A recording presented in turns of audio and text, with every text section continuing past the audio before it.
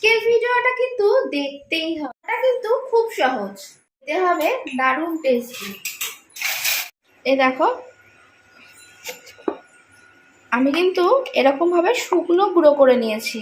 আজ করব চিচিঙ্গে মৌরি, নতুন একটা রেসিপি। দেখে কেমন লাগলো অবশ্যই কিন্তু কমেন্ট করে জানাতে ভুলো না। ইউনিক একটা রেসিপি, যেটা মা করবে, আমি মাকে একটু জোগাড় করে দেবো বাজার থেকে। তাই এরকম ছোট সাইজের কিন্তু চিচিঙ্গে নিয়ে এসেছি। দারুণ কিন্তু, তাই না? বড় বড় চিচিঙ্গে আজ কিন্তু আমি পাইনি। আজ আমি এই চিচিঙ্গেই পেয়েছি, আর এটা নাকি একদম কচি। দেখা যাক, কাটলেই বুঝতে পারবো। কিলো চিচিঙ্গে আমি নিয়ে নিয়েছি। যারা দাদা বলেছে চিচিঙ্গে এগুলো নাকি একদম কচি। দেখা যাক, যদি কচি হয় সেটাও গিয়ে বলবো, আর যদি কচি না হয় বলেছি সেটাও কিন্তু বাজারে গিয়ে এর পরের দিন বলবো। কারণ আমি চিচিঙ্গে চিনি, জানি চিচিঙ্গে কচি। বোঝার উপায় হলো একদম হালকা হতে হবে, খুব বেশি ভারী নয়, আবার খুব যে হালকা তাও কিন্তু একদম নয়। দেখলে মোটামুটি কচি বোঝা যাবে, কারণ এই বোটার মুখগুলো থাকবে একদম অক্ষত, ভেঙে চুরে যাতে না যায়। গাছের থেকে যে সদ্য কাটা হয়েছে সেটা দেখলে কিন্তু সেই সবজিটাকে বোঝাই যায়। আর যেগুলো একটু শুকনো হয় সেগুলো কিন্তু একটু বুঝে দেখে মোটামুটি কিনতে হবে। আর যারা চিনতে পারবে না, চেনার দরকার নেই, কারণ বাজারওয়ালা দাদারা কিন্তু এইটুকুনি হেল্প তোমাকে করে দেবে, যে কোনটা কচি চিচিঙ্গে আর কোনটা বুড়ো চিচিঙ্গে। আজকের যে রান্নাটা করছি, এই রেসিপিটা করতে গেলে কিন্তু একদম কচি চিচিঙ্গেই লাগবে। কটা আলু দাও, বুঝে দেবে কিন্তু। হয়ে যাবে? হবে না? ঠিক আছে, বলো কেটে দেওয়া কাজ, আমার মাপ বোঝার কাজ নয়। যে রান্না করবে সে বুঝে নেবে, বললাম কি না? তোমরাই কমেন্ট করে বলো তো, যে রাঁধুনি রান্না করে সেই মাপ বলে দেবে তো। আমি তো জানি না, আমি রান্না করছি না, আজকে আমার মা রান্না করছে।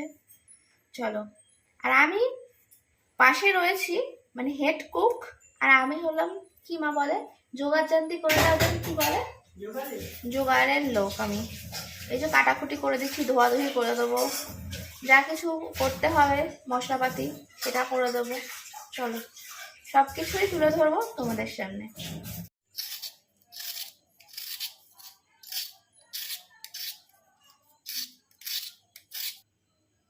চিচিঙ্গা কিন্তু ধুয়ে কাটার চেষ্টা করবে, মানে কেটে ধোবে না।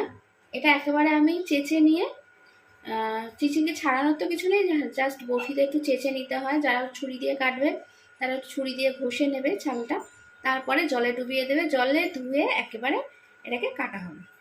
এই দেখো, একদম কিন্তু সত্যি সত্যি চিচিঙ্গেটা একদম কচি, দানাই হয়নি এখনো।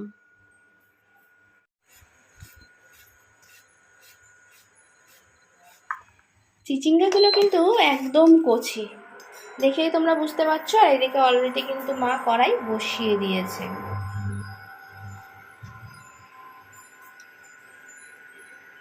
যে যার মাপে কিন্তু চিচিঙ্গে নিতেই পারো। আমি এখানে 1 কিলো নিয়েছি, মানেই তোমাদের নিতে হবে তা কোনো কথা নেই।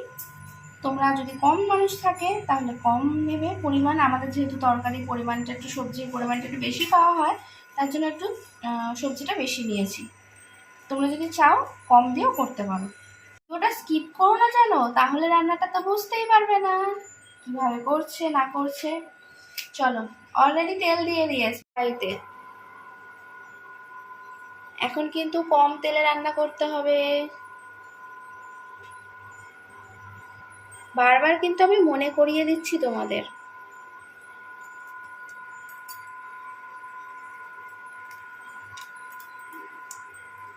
শুকনো লঙ্কা ফোড়নে দিয়ে দিল,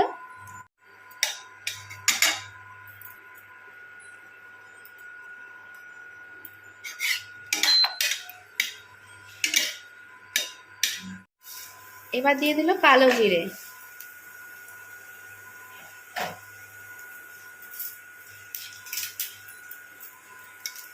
তারপরে তেজপাতা। আর মা কিন্তু সবসময় তেজপাতা ধুয়ে নেন, যেহেতু এটা পাতা জিনিস তো তার জন্য। এবার তেলের মধ্যে পড়ে যাচ্ছে চিচিঙ্গেগুলো।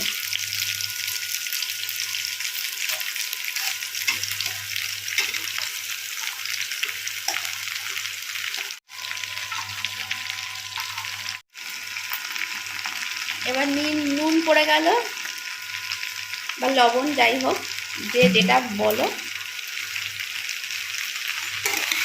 যেহেতু এটা একটু জল জলে সবজি, তার জন্য কিন্তু একটু ভালো করে এটাকে নেড়ে নিতে হবে।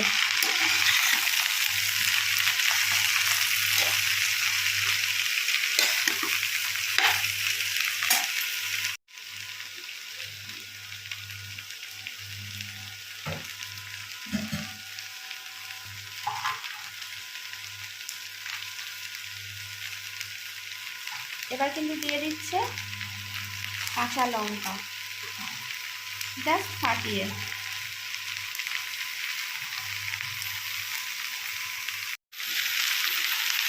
এবার দিয়ে দিচ্ছে হলুদ, যেটা ছাড়া রান্না অসম্পূর্ণ। হলুদ কিন্তু প্রায়শই সব রান্নাতেই লাগে, যে দু একটা রান্না যেগুলো একটু সাদাতে হয় সেগুলো বাদ দিয়ে। কিন্তু ঘরোয়া প্রত্যেকটা রান্নায় কিন্তু হলুদ কিন্তু ইউজ করাই হয়, তাই না? হলুদ ছাড়া রান্না কিন্তু একদম অসম্পূর্ণ। এবার ঢাকা দিয়ে দিল।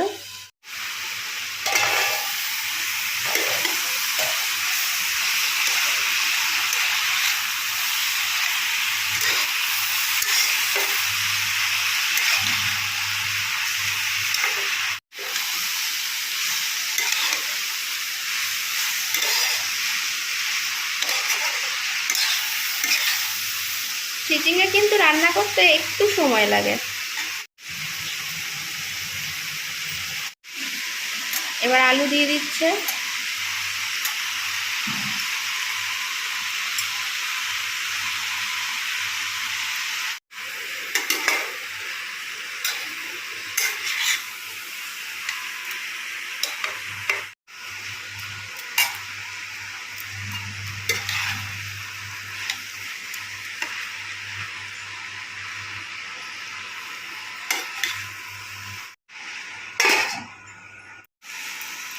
খুব ভালোভাবে নাড়াচাড়া হয়ে গেছে। এবার এতে কি একটু জল দেবে মা?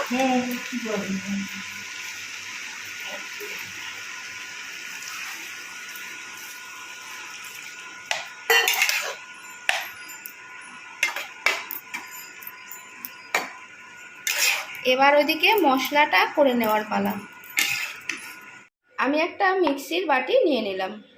এর মধ্যে দিয়ে দেবো, এই দেখো, অল্প কয়েকটা আমন্ড। আর এর মধ্যে দিয়ে দেবো মৌরি। কিলো চিচিঙ্গের জন্য আমি এই পরিমাণ মৌরি দিলাম। এবার কিন্তু এটাকে আমি শুকনো ঘুরিয়ে নেব। আমি কিন্তু এর মধ্যে এক ফোঁটাও জল অ্যাড করব না, মানে গুঁড়ো যাকে বলে। এই দেখো, আমি কিন্তু এরকমভাবে শুকনো গুঁড়ো করে নিয়েছি। এটা কিন্তু বেশিক্ষণ খুলে রাখা যাবে না, তাহলে কিন্তু মৌরির যে গন্ধটা এটা চলে যাবে। তার জন্য আমি এখন ঢেকে রাখবো।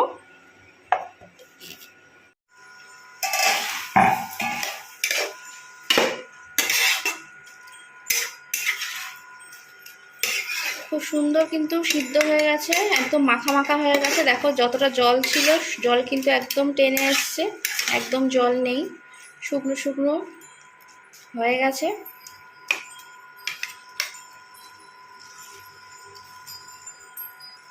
জাস্ট ঢাকনাটা খুলেই কিন্তু এটা দিয়ে দেওয়ার পালা, কারণ এই ঢাকনাটা খোলার পরে কিন্তু গন্ধটা একদম মানে বেরিয়ে যাবে। এত সুন্দর গন্ধ, আমি এখানেই মানে খুব দারুণ একটা মৌরির যেন গন্ধ ওঠে। আর এর সঙ্গে এই তরকারির সঙ্গে মিশে গিয়ে না, তরকারির স্বাদ কিন্তু দুর্দান্ত করে দেবে। একবার আমি রিকোয়েস্ট করবো করে খেয়ে দেখো, তারপর আমাকে কমেন্ট করে জানিও কেমন খেলে। জাস্ট ইউনিক একটা রেসিপি, আজকে নতুন একটা রেসিপি তোমাদের সঙ্গে শেয়ার করলাম, দারুণ লাগে কিন্তু। এবার কিন্তু আঁচটা একদম নিভিয়ে দেবো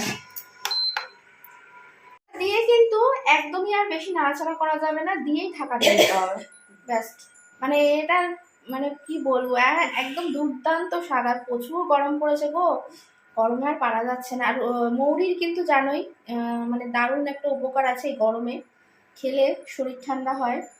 আর মানে অনেকেই ভাবে ভিজিয়ে খেলে, এভাবে খেয়ে দেখো রান্নায়। এটা কিন্তু মৌরি যখন ভাজবে, যখন দেখবে একটু শুকনো খোলায় ভেজে নেবে, তখন কিন্তু মৌরি গরম হয়ে যায়। আর মৌরি যদি এরকমভাবে কাঁচা রান্নায় দাও তাহলে কিন্তু ঠান্ডাই থাকে। যাই হোক, চলো এরকমভাবে আমি রিকোয়েস্ট করবো একবার করে খেয়ে দেখো, আর কি বললাম কমেন্ট করে বলো আমাকে, ঠিক আছে? ভালো লাগলে আজকের ভিডিওটা সাবস্ক্রাইব করতে ভুলো না যেন। টাটা। এটা কিন্তু রুটি, পরোটা, লুচি সবের সঙ্গে দুর্দান্ত লাগে, আর গরম গরম ভাতে তো অসাধারণ। চলো আজকের মতন এখানেই শেষ করে দিলাম। Good night. বলার অপেক্ষায় নেই, পাখা চালাতেই হবে, প্রচুর গরম পড়েছে গো। গন্ধ এত সুন্দর বেরোচ্ছে, কখন যে রুটিটা হবে সেই আমি ভাবছি। মায়ের আটা মাখা হয়ে গেছে, রুটিটা শুধু করলেই ব্যাস খেয়ে নেবো। আর এই গরমে কে কিরকম কীভাবে কি কাটাচ্ছ, মানে পাখা তো ছেড়ে দাও, পাখার তলায় বসেও দরদর করে ঘামছি, এত প্রচণ্ড গরম বাবা। আমাদের কলকাতায় মানে ফেমাস গরম পড়ে এই গরমে প্রতিটা বছর। আর বছরও প্রচুর তীব্র গরম ছিল, এবছর মানে আরো বেশি বলছে, 50 ডিগ্রি নাকি ছাড়িয়ে যাবে। তো আচ্ছা 50 ডিগ্রি আমাদের সহ্য করার ক্ষমতা থাকবে?